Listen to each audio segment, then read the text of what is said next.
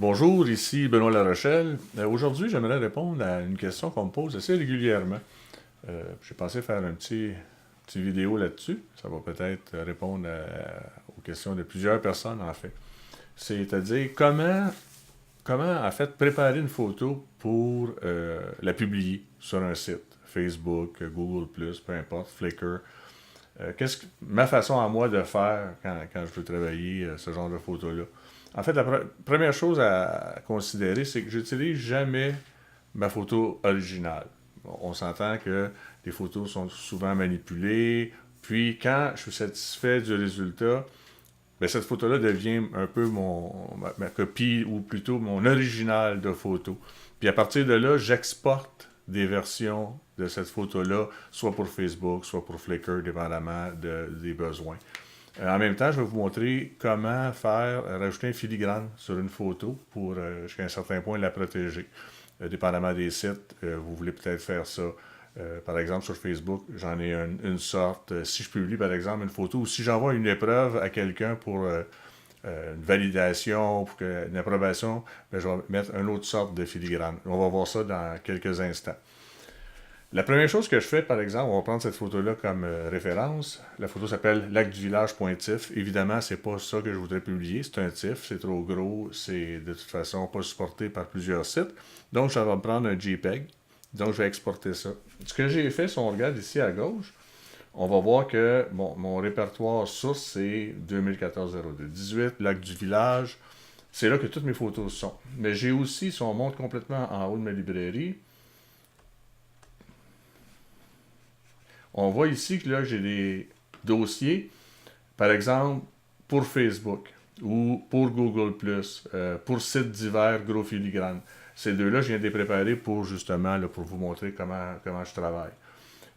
J'exporte toujours, si j'exporte une photo pour la publier sur Facebook, je vais l'exporter pour Facebook, par exemple. Donc, je me retrouve avec une copie. C'est pas grave, je veux dire, on a beaucoup d'espace disque la majorité du temps, puis avoir une copie supplémentaire, je pense que c'est une bonne façon de procéder. Mais en fait, c'est ma façon. Il y a peut-être d'autres façons que les gens, vous êtes plus à l'aise, ça c'est libre à vous, mais je vous montre comment moi je m'organise. Donc, j'ai une photo, je veux l'exporter. Je vais donc aller dans le module d'exportation. Je vais cliquer sur Exporter en bas à gauche. Je pourrais aussi prendre le menu contextuel, évidemment. Donc, je vais faire ici Exporter. Puis, ça m'amène le menu d'exportation. J'ai déjà ici plusieurs profils d'exportation. J'en ai un qui s'appelle pour Facebook. Si on regarde les choses importantes de ce profil-là d'exportation, on peut voir, pour commencer, qu'il est exporté vers un dossier spécifique. Puis le dossier spécifique en question, évidemment, correspond à ce que je viens de vous montrer, là, le 0- pour Facebook. Donc j'ai choisi ça, j'ai fait sélectionner, j'ai sélectionné mon dossier que j'avais au préalablement préparé, créé. Je ne placerai pas ça dans un sous-répertoire parce que déjà là, c'est mon répertoire Facebook. Ajouter à ce catalogue, oui, parce que je veux en avoir une référence que je puisse accéder quand je veux. Puis j'ai marqué choisir un nouveau nom pour le fichier exporté. Ça, vous êtes libre à vous, vous pouvez conserver le nom original. Je fais ça parce que c'est ma façon de travailler. Donc, renommer en, paramètres personnalisés. Pour faire ça, je suis allé dans, en fait, modifier ici, puis j'ai créé mon paramètre personnalisé. Vous faites ça comme vous êtes le plus à l'aise de travailler. Moi, c'est le mois, le jour, Facebook, puis le nom du fichier original. Si on regarde ça, ce que ça va nous donner, on a l'exemple juste en dessous qui apparaît. Donc, parenthèse 2014-février-17, fermez la parenthèse, Facebook-lac du village. Puis je le sens en minuscule. Dans les autres paramètres importants, ici pour Facebook surtout, c'est un JPEG. La qualité, je la laisse à 100%. Par contre, je redimensionne mon image. Mon original avec 4564 par 3389. Puis ce que je dis ici, c'est que le maximum de résolution que je veux, c'est en fait un format HD, donc 1920 par 1080. Puis en fait, l'idée, c'est que ça va être bon pour être projeté, mais si quelqu'un voulait la télécharger pour l'imprimer, ça ne donnera pas des bons résultats. Puis c'est un peu ce que je veux. L'autre point important, sur Facebook, étant donné que c'est plus ouvert, c'est plus accessible par beaucoup de gens, dans mon cas, bon là, j'utilise un filigrane ici qu'on voit. Application d'un filigrane. Moi, j'en ai déjà un de créé ici, Benoît. Je vais juste vous montrer comment ça se fait. Vous allez dans Modifier les filigranes, si vous n'en avez pas déjà de créé. Vous mettez un texte que vous voulez voir apparaître sur votre photo ou une image. En fait, vous pourriez choisir, vous créer un logo personnalisé puis utiliser ça. Moi, j'utilise juste un texte avec le symbole copyright au début. Alignement à gauche, parce que c'est, bon, je vais la mettre en bas à gauche. La couleur, l'ombre si vous voulez avoir un ombrage de votre texte. Puis l'opacité, ce qui est important, c'est que l'opacité, si vous la mettez à 100%, ça attire peut-être trop l'attention, ça devient dérangeant.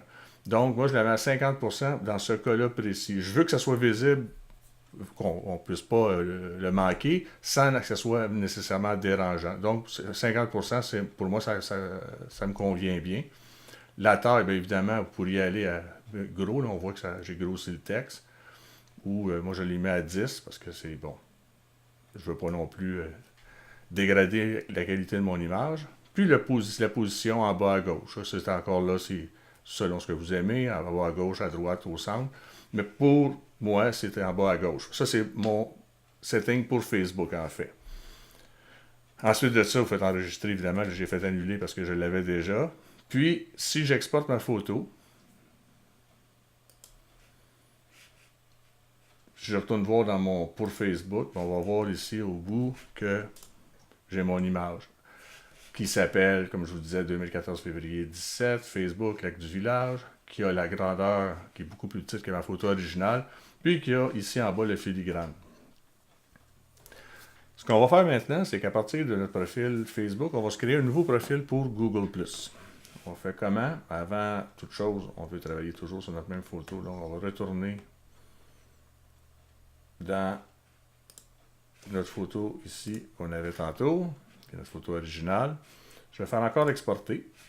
Je vais m'assurer que j'ai bien pour Facebook. Ici, j'avais déjà créé l'autre profil que je vais détruire. Pour Facebook, donc. Puis, je vais modifier certains paramètres. Évidemment, je ne veux pas que ça aille dans le répertoire 0 pour Facebook. Je vais utiliser le répertoire pour Google+. Donc, je vais venir sélectionner ici dans mes répertoires Google+. La même chose, choisir un nouveau nom, je vais le conserver. Par contre, encore là, le nom contient le mot Facebook. Je veux pas ça, je vais venir modifier ça ici. Donc, dans Modifier, je vais venir changer le mot Facebook pour Google+. Terminé. On regarde, on voit ici l'exemple de la même chose, sauf que c'est maintenant Google+. Dans les autres changements aussi, c'est que quand je publie quelque chose sur Google+, c'est soit pour moi, pour ma famille, donc c'est restreint, ou pour le club de photos.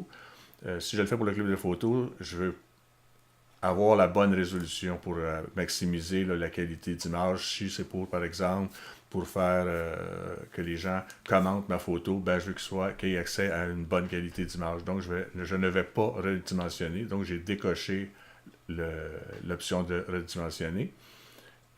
Ensuite de ça, je vais enlever le filigrane, encore là, pour la même raison. Je ne veux pas nécessairement protéger ma photo, puis je veux vraiment avoir la photo originale. Lorsque c'est fait, lorsque je suis satisfait des paramètres, je fais Ajouter. Je vais pour Google+. Puis on voit maintenant, j'ai pour Facebook, pour Google+. Je vais faire Exporter. Puis si on va voir dans notre dossier pour Google+, on voit maintenant que j'ai une première photo ici. Si on regarde, ben, il n'y a pas de filigrane en bas.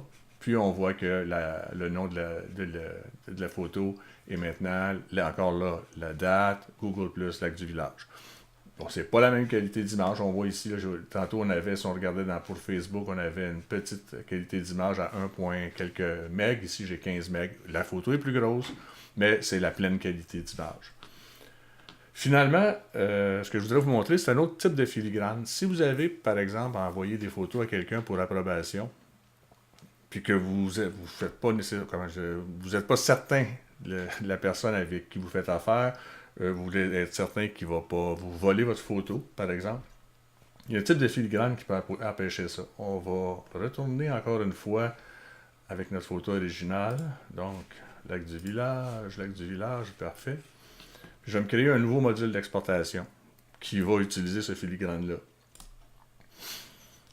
Donc, dossier spécifique, là, je vais l'envoyer. Je m'étais déjà créé tantôt un répertoire qui s'appelle « Pour site divers gros filigrane ». Bon, en fait, vous voudriez peut-être vous en créer un pour un projet particulier. Là, c'est vraiment pour le but de la démonstration, pour que vous voyez facilement ce que je fais. Au niveau du nom, bon, dans ce cas-ci, je vais sûrement changer mon nom pour peut-être simplement le nom du fichier, la date, le nom du fichier, par exemple. Donc, j'enlève tout ça, insérer la date standard comme ça, puis le nom du fichier. Voilà. Sans renommer quoi que ce soit. On voit ici 17-02-2014, lac du village. Puis ce qui est important, dans ce que je veux vous montrer, une autre chose, dépendamment, peut-être vous allez vouloir le dimensionner pour ne pas donner justement la meilleure qualité. Mais honnêtement, dans ce cas-ci, si vous savez que la personne doit avoir une bonne qualité d'image, laissez la qualité originale, mais définitivement que le filigrane que je vais vous montrer va vous protéger. C'est assez simple. On vient choisir filigrane. Puis gros filigrane central. Je vais vous montrer les paramètres qui donnent ça. En fait, pour le montrer, je vais modifier les filigranes. Parfait. Benoît La Rochelle, toujours la même chose. Je l'ai mis centré. OK? L'opacité de l'ombre, c'est pas important. Ce qui est important ici, c'est que je l'ai mis à ajuster. Je veux l'avoir plein écran. Là, je vais vous le montrer. Je vais monter l'opacité à 100%. Okay? On voit là, que ça remplit le centre de l'image complètement. Ça, c'est sûr que pour la personne, elle ne peut pas vraiment juger de la photo. C'est beaucoup trop évident. Par contre, si vous la diminuez à, par exemple, 10% ou 20%, on voit le mot, on va le voir tantôt encore mieux lorsqu'on va l'avoir exporté. Ça fait juste, en fait, du texte qui est presque pas corrigeable. Corriger ça, ça prendrait des heures et des heures. Il est bien mieux de vous l'acheter, votre photo. Comme je vous dis, on va voir le résultat dans 2 secondes. La position, je l'ai mise centrale justement parce que là, je veux vraiment, en fait, jusqu'à un certain point, nuire à ma photo. M'assurer qu'elle ne sera pas utilisable, sauf pour dire oui, c'est correct, c'est ça que je voulais avoir, pour l'approbation, dans le fond. Donc, j'enregistre ça. Là, je ne l'enregistrerai pas, je l'ai déjà enregistré. Fait que tout ce que je vais faire annuler. Mais vous pourriez enregistrer, vous pourriez donner le nom qui vous convient. Puis, je vais faire exporter.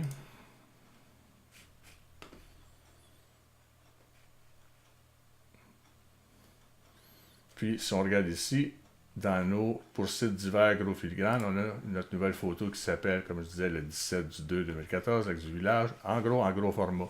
Mais si vous regardez dans le milieu de l'image, on voit le copyright Benoît La Rochelle. Essayez d'enlever ça là, avec Photoshop, ça n'a pas de bon sens. Donc, vous êtes sûr que la personne peut quand même, parce que c'est tellement pâle qu'elle peut valider que c'est bel et bien la photo qu'elle veut, mais elle ne pourra pas l'utiliser sans votre consentement, sans en fait vous demander la photo originale. Donc, bon, c'est les deux façons que je prépare mes photos là, pour les publier. L'autre chose que je ne couvrirai pas dans cette vidéo-là, c'est que, en fait, Lightroom offre des services de publication que vous pouvez rajouter. Si vous allez en ligne sur le site de Lightroom, il y en a que vous pouvez télécharger. Flickr, SmugMug, Facebook que j'utilise. C'est bien expliqué, c'est facile à utiliser, donc je pense pas que je vais vous faire une démonstration. En fait, c'est carrément de prendre une photo puis de l'amener dans le bon répertoire là, selon où vous voulez publier votre photo. Mais moi, comme je dis, ce qui m'intéressait aujourd'hui, c'était de vous montrer comment faire des filigranes dans vos photos, puis comment organiser vos photos pour l'exportation. Je sais, il y en a qui vont me dire, ouais, mais là, c'est parce que je me retrouve avec 3 versions différentes. Oui, 3 versions ou 4 versions, c'est vrai, vous avez raison, mais c'est sûrement la meilleure façon de rester bien organisé. Vous savez exactement ce que vous avez envoyé où, il n'y a pas d'erreur parce que chaque photo est contenue dans son propre dossier. C'est, selon moi, la bonne façon de travailler. Alors, je vous remercie d'avoir regardé cette vidéo, puis à la prochaine.